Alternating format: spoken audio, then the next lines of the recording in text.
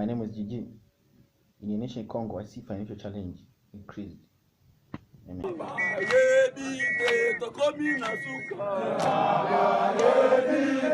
For weeks, fighters from the Kidemokrasia armed group have been gathering around the town of Bunia. They've been expecting to be integrated into the Democratic Republic of Congo's army and given food rations by the government. It hasn't happened. So on Friday they marched into the town and occupied it for several hours. They outnumber the government soldiers there. Residents were scared and angry. We cannot understand how a militia can enter the town easily in the presence of UN peacekeepers and Congolese soldiers. The UN peacekeepers need to go. The UN doesn't have much sympathy for the militia's demands and wants them to be held to account for atrocities against civilians. Amnesty means saying that the facts never existed. Did you see how they cut people to pieces in the villages?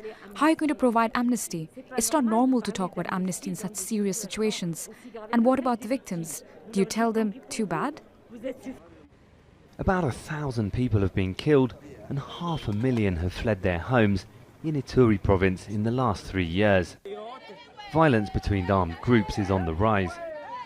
Congo's army has been trying to defeat Kidemokrasia this year, but it's failed.